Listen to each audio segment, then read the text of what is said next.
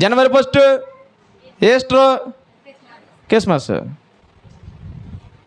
ఏమని అన్నామనుకో, మేము మామూలు భక్తులం కాదు, దేవుడు ప్రత్యక్షంగా చెప్పినటువంటి భక్తులు, దేవుడు స్వయంగా చెప్పినటువంటి భక్తులు 3 సార్లు వస్తాం అంటారు వీళ్ళు. ఆ పై వచనాల్లో ఉన్న మాటలు ఏం చదవరు. అదే 34వ అధ్యాయము నిర్గమాకాండం 34వ అధ్యాయము ఏమండి, అక్కడ ఒక మాట ఉంటుంది. ఆ మాట ఇలా కనపడదు. ఎందుకనంటే అక్కడ మరి యెహోవా దేవత మనుషుల యొక్క మనోన్నతలకు ఏం చేస్తుందండి?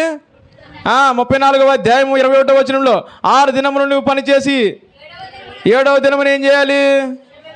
విశ్రాంతి దినాన్ని ఏం చేయాలి? నువ్వు దేవుని మందిరానికి వెళ్ళాలి కదా. 3 సార్లు ఎక్కడికి రావాలంటే ఒక ఊరు నుంచి ఇంకో ఊరు. దీన్నే మన వాళ్ళు అప్పుడప్పుడు వెళతారు తిరణాలు.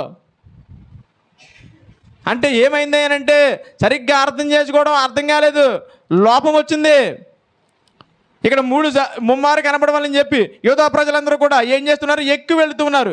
ఏమెక్కుతూ ఉన్నారు అని అంటే కొండలు ఎక్కుతూ ఉన్నారు. కొండలు ఎక్కి కష్టపడి దేవుణ్ణి సన్నిధిని కనపడవాలని చెప్పి వెళుతూ ఉన్నప్పుడు రాసినటువంటి కీర్తనే ఈ యొక్క 133వ యాత్ర కీర్తన. అర్థమైందండి మీకు విషయం?